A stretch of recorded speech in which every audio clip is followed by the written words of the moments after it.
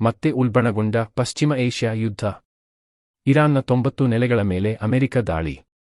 ಪಶ್ಚಿಮ ಏಷ್ಯಾ ಸಂಘರ್ಷ ಮತ್ತೆ ಉಲ್ಬಣಗೊಂಡಿದ್ದು, ಗುರುವಾರ ನಸುಕಿನಲ್ಲಿ ಇರಾನ್ ಕರಾವಳಿಯಲ್ಲಿರುವ ಅಣುವಿದ್ಯುತ್ ಸ್ಥಾವರ, ಬಂದರು, ವಿಮಾನ ನಿಲ್ದಾಣ, ಕ್ಷಿಪಣಿ ಉಡಾವಣಾ ಕೇಂದ್ರಗಳು, ತೈಲ ಮತ್ತು ನಿರ್ಲವಣೀಕರಣ ಘಟಕ ಸೇರಿ 90 ನೆಲೆಗಳನ್ನು ಗುರಿಯಾಗಿಸಿ ಅಮೆರಿಕ ಸೇನೆ ಭಾರೀ ದಾಳಿ ನಡೆಸಿದೆ.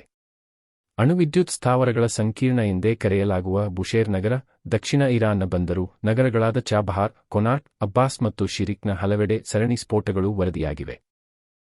ಬುಷೇರ್ ನಗರದಲ್ಲಿರುವ ಅಣು ವಿದ್ಯುತ್ ಸ್ಥಾವರವನ್ನು ರಷ್ಯಾದ ತಂತ್ರಜ್ಞರು ನಿರ್ವಹಣೆ ಮಾಡುತ್ತಿದ್ದು, ಇಲ್ಲಿ ಆಗಿರುವ ಹಾನಿಯ ಬಗ್ಗೆ ಅಧಿಕೃತ ಮಾಹಿತಿ ತಿಳಿದುಬಂದಿಲ್ಲ.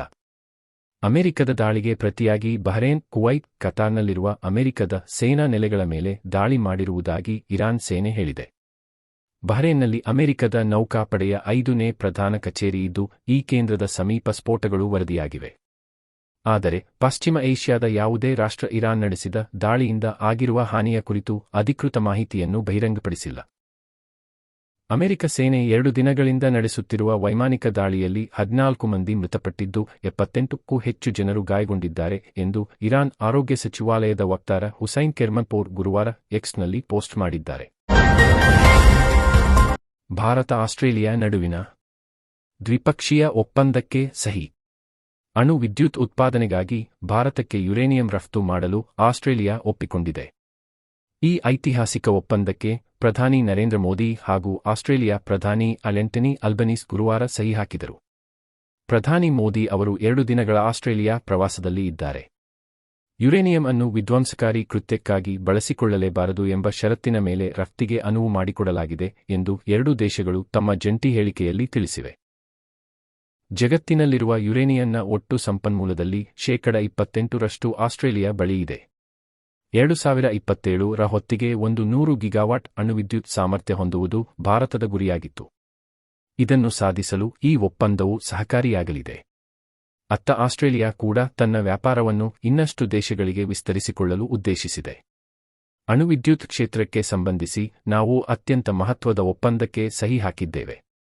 ಅಣುವಿದ್ಯುತ್ ಉತ್ಪಾದಿಸುವ ನಮ್ಮ ಉದ್ದೇಶಕ್ಕೆ ಈ ಒಪ್ಪಂದವು ಹೊಸ ಚೈತನ್ಯ ತುಂಬಲಿದೆ ಎಂದು ಪ್ರಧಾನಿ ಮೋದಿ ಹರ್ಷ ವ್ಯಕ್ತಪಡಿಸಿದರು. ನಮ್ಮ 2 ದೇಶಗಳ ಮಧ್ಯೆ ಉತ್ತಮ ಸಂಬಂಧ ಇದೆ. ಜೊತೆಗೆ ನಾವು ಉತ್ತಮ ಸ್ನೇಹಿತರು ಕೂಡ. ನಮ್ಮ ಸಂಪನ್ಮೂಲಗಳ ರಫ್ತನ್ನು ಈ ಒಪ್ಪಂದ ವಿಸ್ತರಿಸಲಿದೆ ಎಂದು ಪ್ರಧಾನಿ ಅಲ್ಬನೀಸ್ ಹೇಳಿದರು. ಅಣು ವಿದ್ಯುತ್ ಉತ್ಪಾದನಾ ಘಟಕಗಳ ಸಂಖ್ಯೆಯನ್ನು ಭಾರತವು ದಶಕದಿಂದ ಹೆಚ್ಚಿಸುತ್ತಿದೆ. ಆದರೆ ಈ ಘಟಕಗಳಿಂದ 3% ವಿದ್ಯುತ್ತನ್ನು ಮಾತ್ರವೇ ಉತ್ಪಾದಿಸಲು ಸಾಧ್ಯವಾಗುತ್ತಿದೆ. ವಿದ್ಯುತ್ ಉತ್ಪಾದನೆಗೆ ಭಾರತವು ಕಲ್ಲಿದ್ದಲಿನ ಮೇಲೆಯೇ ಹೆಚ್ಚು ಅವಲಂಬಿತವಾಗಿದೆ.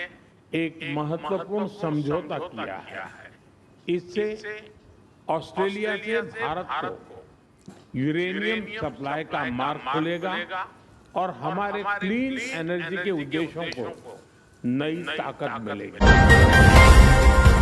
ಬೆಳಗಾವಿ ವಿಭಾಗ ಮಟ್ಟದ ಪ್ರಗತಿ ಪರಿಶೀಲನಾ ಸಭೆ ನಡೆಸಿದ ಮುಖ್ಯಮಂತ್ರಿ.